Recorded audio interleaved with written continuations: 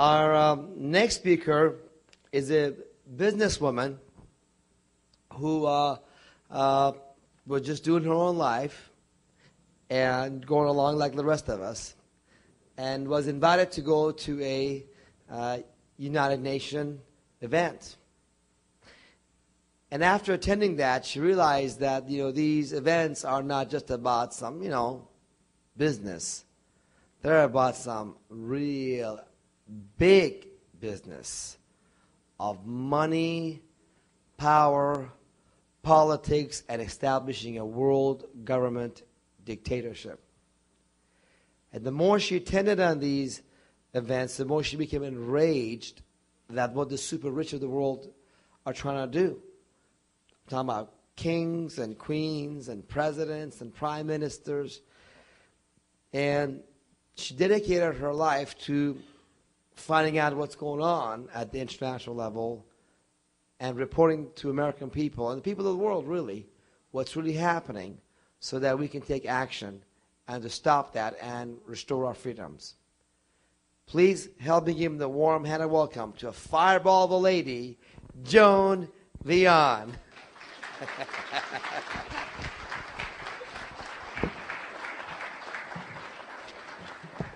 All I have to say is from one fireball to another. I would like to thank you, Payman, for inviting me to speak here. I have enjoyed myself. I have learned a great deal from some of you others who are researching and investigating other facets, other areas. We all have our own part, our own patch in the garden.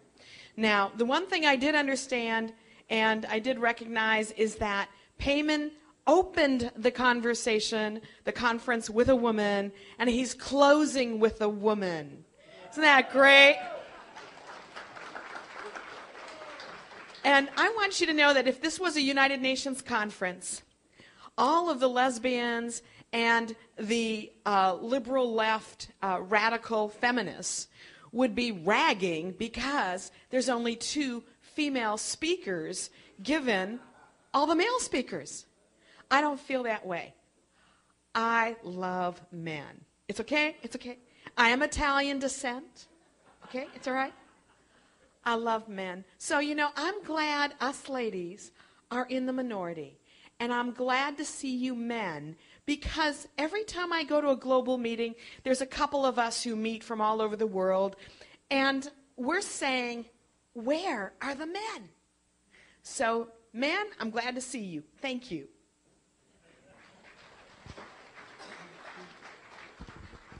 With that, I would like to say that what we're going to be discussing today is really where I have been and what I have seen, what I have been able to research. As I said last evening, I had absolutely no idea that I would be covering 80 global meetings. I mean, that's a whole lot. And I have learned a lot. I have seen a lot. I have cried a lot. It is a very lonely thing. It is a very lonely thing to understand truth. But I believe that God gives to them who have the capacity to handle truth the ability to know, recognize, and discern what is truth. So with that, I would like to talk a little bit about where I have been. Because of the time element, I'm not going to be able to do any in-depth lecturing or tell you funny stories, because believe me, I could tell you a whole lot. These guys, as many have said, they're like roaches. They just flee. They have absolutely no backbone of their own, because you see, long ago, what world government wants are malleable people who can be molded for evil. I have written 2 books. The first one is Prince Charles, the Sustainable Prince. It is true. I thought I was going to marry the prince when I was 8 years old. I wasn't real worried about his big ears because I think they were sort of pinned back. They just got bigger as he grew. And And so I was quite shocked to see Prince Charles and to discover his role behind the scenes. My book, Prince Charles, the Sustainable Prince, talks about that hidden role of the prince. It was the first book to define, to discuss, to explain what sustainable development means coming out of the 1992 Rio Earth Summit and Agenda 21. It was the first book to explain public-private partnerships, which others and myself call global corporate fascism. My second book is called The United Nations Global Straitjacket. In this book, it's an overview of the world governmental structure. Today, we're going to look just briefly at the political side of world government. We're going to go into, in depth, the economics, because I figured you all were mature enough and smart enough to handle what I have been weeding through for the last 12 years.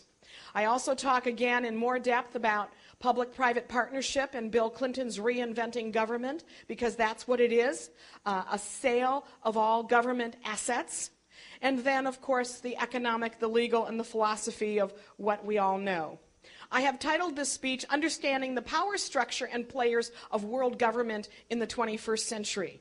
What I would like for you to know is what I think is true, and that is we are not, world government is not coming. You know, it's not out there somewhere. It's here. It's been here. And what we are now able to see is the structure. As far as seeing the structure, believe me, I have spent a lot of time piecing pieces together. I have read at least, 10, 12,000 pages of their documents. I have them. Now, this was the situation, the state of the world, the nation state before 1945. These circles all represent various walls that protected, that created the individual nation state that our forefathers fought for.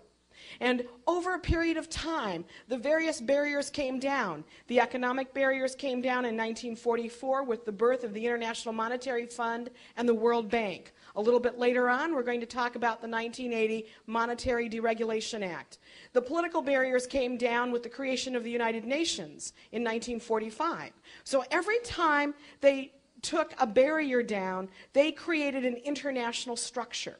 And that international structure, over the years since it has been birthed, has been ceded more and more and more power. How in the world could we get into this predicament at this point in time? It is because in order to get to the local level, you have to go through the federal level. And it is no secret that our federal government has facilitated, pushed, shoved, orchestrated, used whatever tactic was necessary, whenever, to deceive the American people and to make us believe that if they created the United Nations, that it would be a place where governments could come and talk over their differences. Their website, if you have not been there, is www.un.org. If you've not been there, if you've not gone through it or gotten lost 12 times trying to figure out the maze, I suggest it's time you go there. Because you will see that over the years, the United Nations has become basically a global structure of world government. What do you need to facilitate world government? You need trade. In 1994, the trade barriers between the nation states fell with the creation of the World Trade Organization, NAFTA and GATT. We'll talk about that in a few minutes. Then there was the international financial architecture. We're not going to have time to go into this. I'm just going to mention it right now. But as things were progressing between 1995 and 2005, the G7 finance ministers and other peoples worked on a set of rules and regulations to combine the world financially. This is what I have been studying, as well as other facets of this. Then there was the legal and judicial barriers that fell with the creation of the International Criminal Court. That meeting was held in Rome, and I was there in 1998. And I'll tell you what, I had chills go through my body as they called for a non-count vote, or a vote where you don't have to tell how each country voted. and to know that for the first time since the Roman Empire, that there was an international court that is designed to arrest those people who they deem as potential international terrorists or who have committed 3 specific crimes at this point, but in the future they will add more. And then there was September 11th. Now let's take a look at all the barriers that had fallen before September 11th. Basically, all the major barriers had fallen. And the last barrier to fall was the most sensitive and the most serious. And that was the intelligence and the military. And I appreciate all the people that we've had here, especially the awesome testimony of Willie Rodriguez, and to understand what they knew, they saw, they experienced, as well as the other people who have done research on September 11th. I did my own. And on my website, womensgroup.org, I have 70 pages of abstracts. And I just took these abstracts from all the different newspapers available. And I did not want to conclude that it was an inside job. But I was forced to. And in so doing, in looking at these abstracts, I realized that what it was designed to do was take down and merge the CIA, the FBI, the KGB, all of the intelligence entities around the world, as well as the military. And so, of course, we have the Coalition of the Willing. A previous speaker talked about the Jones Act and the ability that our government now wants to bring foreign shipping companies and vessels into the country. To my knowledge, that was first violated with New Orleans. The excuse being given that we needed foreign vessels to come in because American vessels were all in a mess down there. Along with the Jones Act, and this is something that I'm not going to be specifically talking about, but I have a number of newsletters over there that I write that document a lot of research on about everything I'm talking about, as well as my books. There is something else called Open Skies. And our government has been signing major agreements with countries all over the world to tear down the barriers from an airline point of view so that foreign airlines, once they sign the Open Skies Agreement, can fly anywhere in the world without previous clearance. Our government, Bush, is working very, very hard at this point to get a major Open Skies Agreement signed between the United States and the EU by October of this year. And I can tell you, working in the investment field, that I am seeing a lot of activity in airline stocks that lead me to believe that this is going to go down, meaning it's going to go through. So the barriers are down. What do we have? All right? We have a world without borders, a world in which they started using the phrase in about 1995, integrated and interdependent. Let me show you a flow chart of the major actors, and we're not going to have time to go through all of these, and I really hope you can see this. And I know I have a little... Which way? This way? It's all right. The bottom line is, let's take a look. The top level is always money. The Bank for International Settlements, many of you know is the central bank. It's not a central bank. It's the apex of power, which Carroll Quigley designed it to be, or said it would be, started in 1929, 1930, and that is where all the central banks of the world meet. Next to it, on either side, one is like a United Nations of stock exchanges. It's called the International Organization of Security Commissions. And on the other side, it's called the International Association of Insurance Supervisors. So actually, they are all in bed together. The international bankers, the insurance companies of the world, and the stock exchanges of the world. Underneath that, you have the Group of Eight. You then have a number of non-governmental organizations, such as the International Chamber of Commerce, the World Business Council for Sustainable Development, the World Economic Forum, the Prince of Wales, POW, Princess Diana said that she was a prisoner of Wales, but in any event, I use it, POW, the Prince of Wales International Business Leaders Forum. And then there are major groups and organizations called the Royal Institute for International Affairs, the Trilateral Commission, the Bilderbergers, and the Council for Foreign Relations. Then you have the United Nations and a number of organs underneath the United Nations.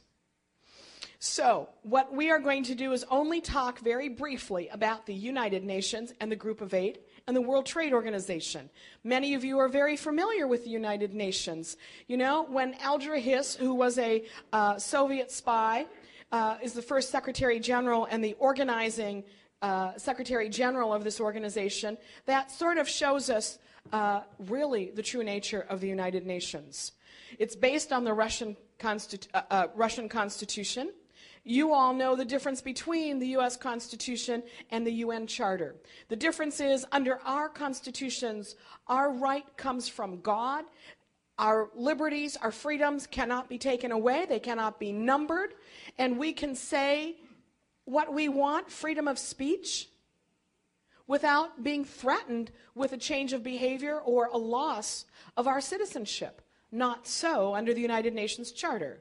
They come from government, they can be taken away, and basically it is a feudalistic form of government. And that's really what we have. We have an organization that is helping us with communism. But what does the United Nations have that makes it a government? It has a head of state, the Secretary General, a governing body, the General Assembly, and I can tell you I have a couple newsletters talking about the reform of the United Nations and the powers being given not only in 2000, but now in 2005 and in 2006. There is a new report by Mitchell and Gingrich, bipartisanship at the finest, on how to further reform the United Nations. They don't say get rid of it, they say, oh, it just needs to be refined. They have their own currency. It's called the special drawing right. Now, I want you to remember that because we're going to see it as we go through the new economic structure of the world. It has its own treasury system, the International Monetary Fund, the World Bank, its own legal system with the World Court and the International Criminal Court, and its own policing mechanism with peacekeeping troops. Furthermore, it has its own oath of allegiance and its own charter. They are in the process of setting up and facilitating a global tax and a global currency. When you go into the United Nations General Assembly, and believe it or not, I have sat there with other major groups and organizations, well, UN meetings, of course, that have met there because really it's a world parliament. Now, you all know that every country gets one vote.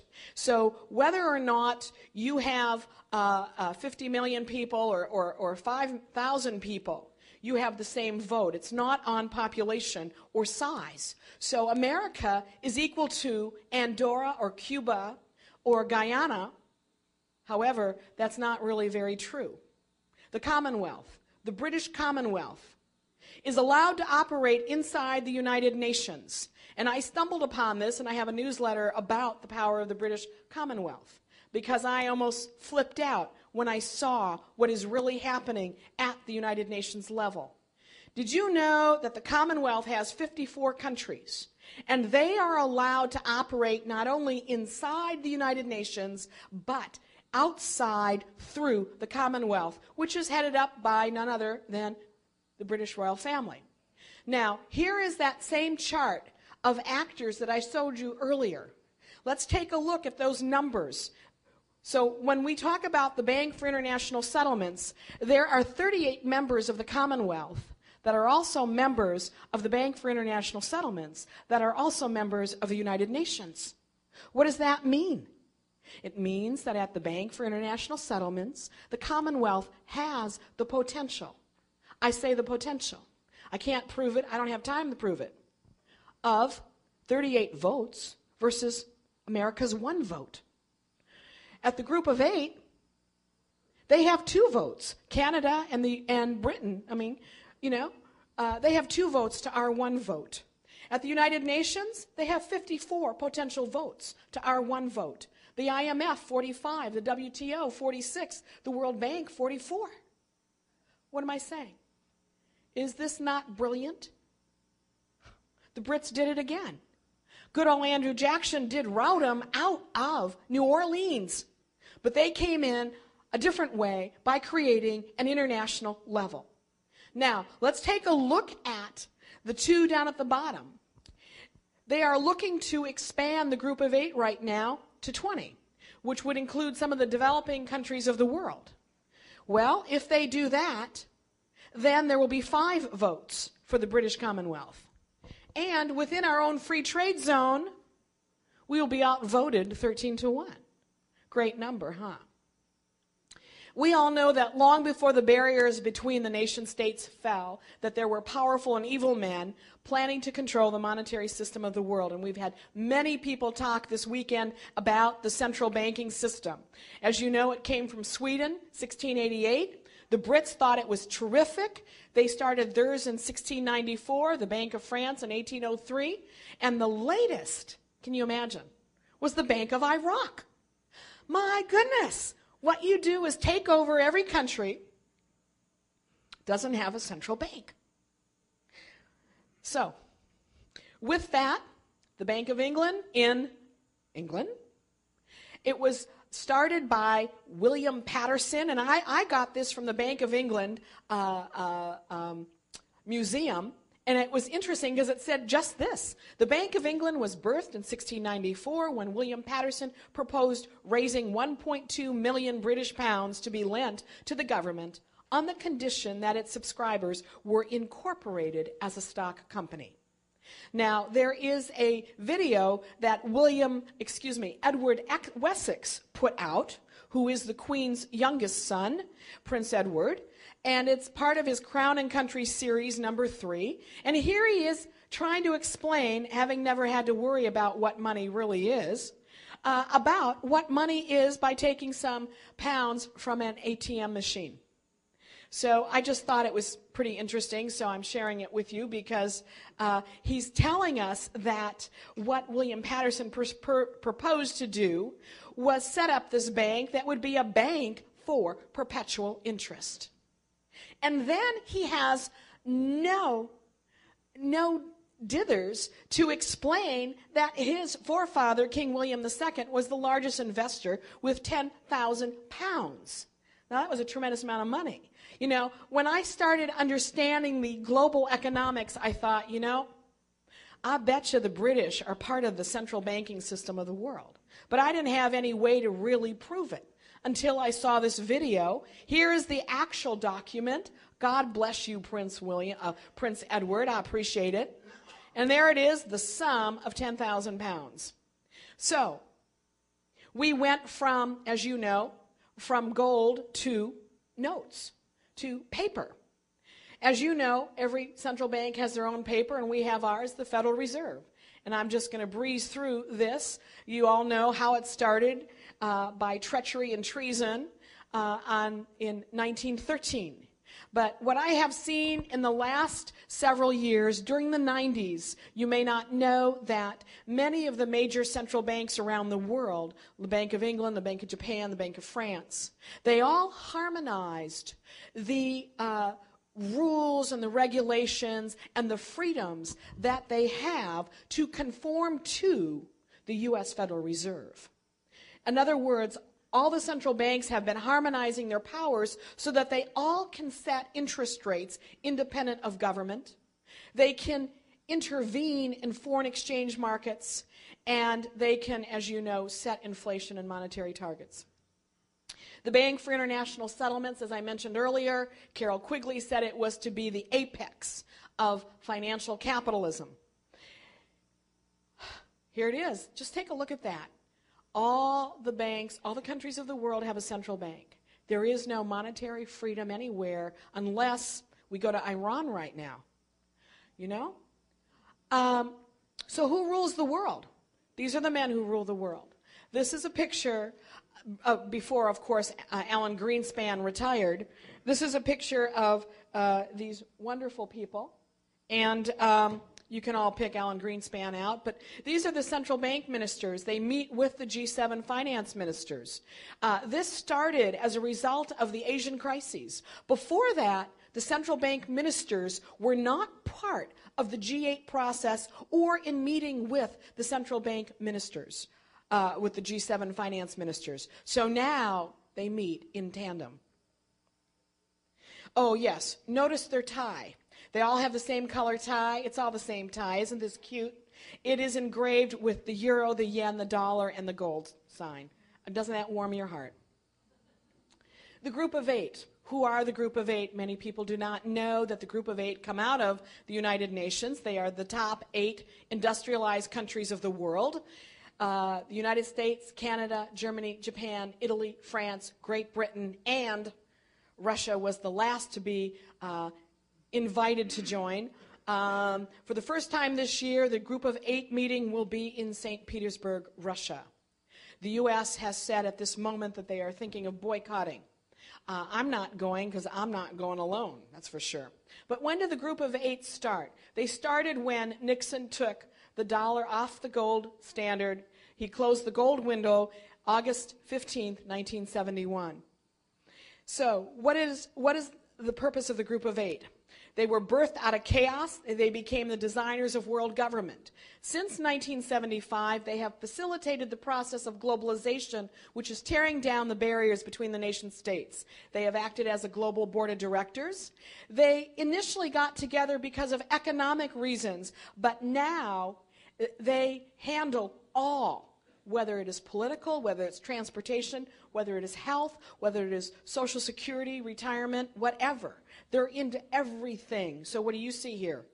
Yeah, I see a giant octopus. They have facilitated the entry of corporations as partners helping governments, called public-private partnership. They support all the UN goals, and they sanctioned several years ago in the United States here, they announced a global army for the United Nations of 85,000 troops. Now, last year in Scotland, where the G8 met in the British Isles there, this was the first time the Queen ever gave a dinner, considering they've met several times in England before. But this was the first time the Queen gave a dinner. Now, I want to see if you are as smart as I think you are. Just take a look at that picture. You've got the Queen sitting there. She's got a white dress on with a little bit of red and green. And we have the Knights of the Round Table there, right? So what did the Queen tell her knights? I decided in a major press briefing, the closing press briefing with Tony Blair, that I would ask him. And he was sort of startled at my question because everybody was hammering him on global warming. And here I come from the left wing, right wing, whatever, and ask him, Mr. Prime Minister, could you tell us what the Queen told the G8 leaders at dinner? He told me he couldn't, that they make it a rule that they never talk about it. Well, not to be deterred, I figured Jacques Chirac would tell me. So I went in to talk to Jacques Chirac and ask him. He couldn't tell me either. So, who do you think has the power? These are the top 8 world leaders, and they can't say what the Queen told them? If Blair was really smart, because I've got a big mouth, he would have said, well, you know, she's really concerned about the poor because we have so many in Africa. Those are the former colonies that they decolonized, and every time Britain spun off a colony and they got their freedom, they also got a vote at the United Nations. Brilliant, just brilliant. We're going to move on to international organizations. We're going to talk about regionalism, the World Trade Organization, trading zones, and domestically what it means here in the United States. I talked for a moment ago about the World Trade Organization in 1994. It was part of the General Agreement on Trade and Tariffs. It was finally signed after a lot of delay from its original inception in 1944 when Congress would not approve it to 1994, and it grew to over 27,000 pages. Now, you all are real smart folk. You want to trade with someone, you're not going to sign a 27,000-page document, are you? I didn't think so, all right? Somehow, oh yeah, it's free trade, excuse me, all right? Tore all the barriers down between the nation states, but what else did it do? It gave a global structure with a court So if we don't do what they mandate us, hey, this is better than the mafia. It's not all sort of legal, They have power to fine countries, and it's the first time, this is very important. There was a time when you and I, as business people, farmers, manufacturers, whatever, we only competed with the guy around the corner or across the state. Now we all compete in a giant fishbowl. There are 16 areas of integration, and I have there financial services. I don't have time to talk about it, but if you really, really want to know what happened in Asia, it wasn't the fact that their currencies just fell. Those countries, those 5 countries, refused to sign the World Trade Organization Financial Services Agreement, which said, please let in Goldman Sachs and Merrill Lynch and Morgan Stanley, because we want to buy out your banks, your insurance companies, and your brokerage firms. That's what happened in the Asian crises. All right? So we've erased all the trade barriers along with the financial and the economic. So what do we need? We need a system to manage. That's where regional comes in with trading zones. Here we go. And this is the regional trading zone system as proposed. The Americas, the EMU, or the European Common Market, the Middle East, South Africa, which Clinton started, and Asia. We don't have time to go into all of this, but I will also mention pay allegiance, pay close attention to the new special ties between the United States and the UK called the Transatlantic Partnership. Andrew Jackson would be, excuse my French, damn mad. So what do we have? We have our hemisphere with the dollar, Europe with the euro, and most recently in the Bank for International Settlements document, they basically started linking the yen with the renminbi. That's never been. In all previous documents that I have read at the Bank for International Settlements, it's only been the yen. Now do you see, okay, the influence from China. So we all know what's been going up and what's been going down. We all know what's been going down, don't we? So, trading blocks, the free trade areas of the Americas. The U.S. is now joined. Now, excuse me, for those people who are fighting FTAA, God bless you, but you're about 10 years too late, darling. Yeah, you are. The U.S. is now joined with the other 33 countries of this hemisphere, politically and economically, whether you like it or not. It was started in 1994. This will be equal to the European Union, and it's all about controlling you and me. Lastly, when I was at the second free trade areas of the Americas in, I think, 1994, 1997, I think, maybe 1998, I was in Chile. I found a document that is published by the Socialist International. And I couldn't believe it because it parallels what the Socialist International was recommending to what the document for the free trade areas of the Americas had in it. So we have NAFTA, started in 1994. They're just breaking us in easy because would the American people ever go for this? No way. So NAFTA, the first three, Canada, U.S., and Mexico in 1994, CAFTA last year, Central America, and then how will they do the rest of those countries? One by one. Oh, it says I have 5 minutes left. We're going to breeze through Nixon and power to the people with him and how he divided the country up into 10 regions, all right? Lenin said this, divide the world into regional groups as a transition stage to world government. Populations will more readily abandon their national loyalties to a vague regional loyalty than they will for a world authority. Later, the regions can be brought all the way into a single dictatorship. Okay, key organizations. I got this from a book called The Gaia Peace Atlas. This was New Models of Governance. It's signed by Maurice Strong because I had him sign it. And this is now who is going to run the world. And we are just going to swing through some of these pictures here, the Royal Institute, the Council for Foreign Relations, the Bilderbergers, the Trilateral, few people that you know. The World Economic Forum is a place where I've gone for the last 8 years. It's very, very powerful. It brings together many, it was organized in 1970. It's an NGO with UNESCO. It brings together all the actors of global governance, the CEOs, UN leaders, world leaders, religious and academia, and NGOs. It supports the UN agenda. And it also has world leaders like Condoleezza Rice, who occasionally come when they can't come. It has CEOs. Bill Gates is always there, a nice member of the CFR. It fosters public-private partnership, which is global corporate fascism. It has an inner circle of people, and I've got a CD over there, and I've got several newsletters that talk about the inner core people. This past year, there were 26 Bilderbergers, but of course they don't put it on their bio, so I had to do a little research. The Secretary General of the Bilderbergs was there for the first time, 70 members of the Council for Foreign Relations, 5 members of the Royal Institute for International Affairs, people from the Aspen Institute, the Club of Rome. Bill Clinton they love him there. He gets standing ovations just for stepping up on the podium. And there are others. They have started in the last couple years, instead of just having little workshops, to using it as an opportunity to put change agents to use envisioning to change the thinking of the CEOs. So there you have 2 that you would know, Larry Summers and Laura Tyson. They also have facilitators, and they get together. I took these photos, by the way. And they get together with, to talk over the issues and how they're going to change the world. Why? They want control of the world. And how?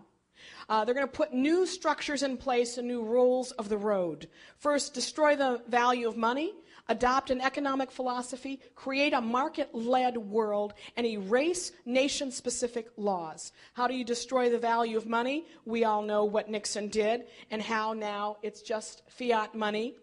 2, adopt an economic philosophy of control. What do you imagine it is? It is capitalism. I wrote a paper over there called Pac-Man Capitalism. Why? It is an ism, like socialism, communism, fascism. It is an ism. It is a form of control. So let's talk about what capitalism needs. It always needs new markets. It needs new products. And it needs new customers all the time. Otherwise, it is going to fall. Yeah, along with a lot of money. Okay? I call this Pac-Man capitalism. You just eat up your opponent, right? Exactly what capitalism is. Joseph Schumpeter, who was an economist and taught at Harvard, said, the essential point to grasp is that in dealing with capitalism, we are dealing with an evolutionary process. Capitalism then is by nature a form or method of economic change, and not only never is, but can never be stationary. What does that really mean? Yeah, Pac-Man. In other words, in order to keep capitalism from falling, if you have to create war, so be it. What do you think New Orleans is? Third, create a market-led world. And I want you to pay real close attention to this area, because I'm not as smart as you might think I am. And it took me a whole lot to figure this out. Okay? So just do me a favor and listen, because, you're doing me a favor because I'm not that smart. Okay? All right? First, we're going to take a look at 4 things. The 1980 Monetary Deregulation Act, the repeal of the Glass-Steagall Act, quickly the IMF World Bank, and a shift from Keynesian economics. The 1980 Monetary Deregulation Act opened our borders for investing. It eliminated interest ceilings by banks. And let me just mention, when it was passed, they jacked up interest rates to 22%. So on our money market funds, we could say, wow, this is a great thing. Now they have us where they want us, and so we're going to get 0.5% on our savings and 21% on our credit card. Got it? But it also opened up the world, because all the other G7 countries were passing something very similar to this at the same time. So that now, on a daily basis, $1.9 trillion runs around the world looking for the highest play and the quickest return. You know those little third world countries that are complaining about how they're being raped, robbed, and pillaged by hot money? Duh. Second, repeal the Glass-Steagall Act. The Glass-Steagall Act was passed in 1933 to put firewalls between the whole entire system, where you would then have commercial banking here and investment banking over here. They did that in 1999 in order to allow foreign banks, insurance companies, and brokerage firms to come into America and buy up our banks, insurance companies, and brokerage firms, so that at some point in the future, you will only have the top 10 international banks, insurance companies, and brokerage firms operating globally. The Bretton Woods institutions, we're going to fly, you know about these evil people who set it up. Okay? What I want you to see is that in 1967, the IMF created its own currency. The special drawing right. What is the special drawing right? It is a basket of currencies, 5 currencies: the dollar, the yen, the British pound sterling, the Swiss franc, and now the euro. Okay? It also adopted guidelines, because, Nixon, took us off the gold standard, to manage a floating exchange rate system. The World Bank has been going around to third world countries setting up stock exchanges in countries like China and Spain and Ghana and Poland and Czechoslovakia and Russia. Let's see what they're going to do with this. They also created the global bond market so that you can buy McDonald's in French francs. All right? We have seen, because of the Monetary Control Act, that there's been a huge increase in foreign activity with regard to buying in the United States and us buying outside. Now, what is the importance of the market-led, market-based democracy? Snow said this, and this is when I started researching it. He said, quote, "We recognize that we are so interdependent, that growth in Asia is important to us, and our growth is important to Japan, and Japan's growth is so important to Euro nations and so on, that we are all interconnected in ways that one nation's growth feeds and assists in other parts of the globe." And I'm sitting in the audience and I'm going, oh my goodness, I got it. He then went on to say, the market is central to growth. The value of the dollar is to be determined by the market and not the strength or policy of government. I thought I was going to have cardiac arrest. Now, let's take a look at market-based democracy. You have government and you have business, 2 separate entities. You had John Maynard Keynes. Keynes said, hey, in 1933, Roosevelt, you'd be real smart if you just started to spend money you don't have and create a deficit, and that'll get you out of, the Great Depression. Oh, what a great plan. Don't you wish we could do that? So, what do we have from 1933 to whether you want to start 1995 or 2005? All levels of government are broke. Local, county, state, federal government. They are all broke. Guess what? Business is where the power is. They make jobs and they have money. Then came Ludwig von Hayek. And he said, hey, you know what you need to do? You need to have smaller government, privatization, sell state-owned assets. Isn't that great? You bankrupt them and then you get them to sell all their assets. Where are you going to put them? You're going to put them in the market, because that's exactly what was adopted by Thatcher.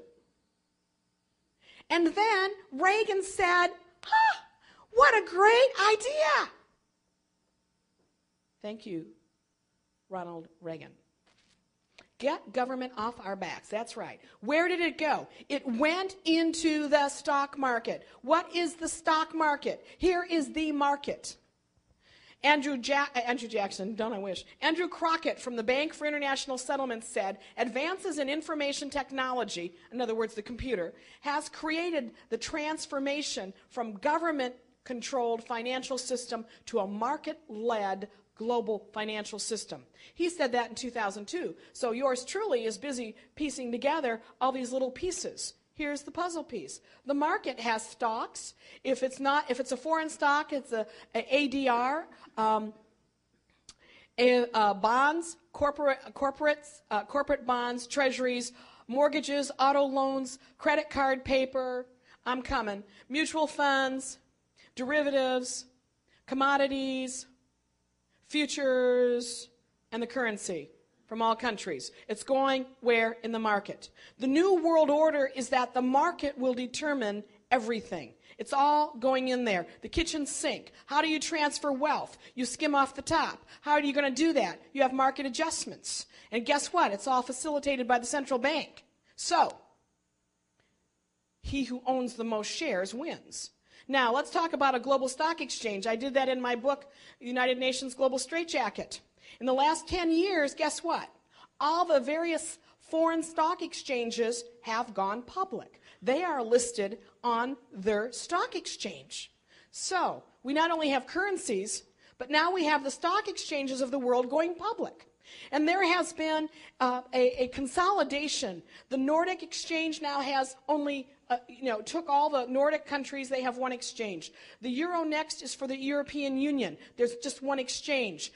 Last week, the New York Stock Exchange went public for the first time in 213 years. The London Stock Exchange is public.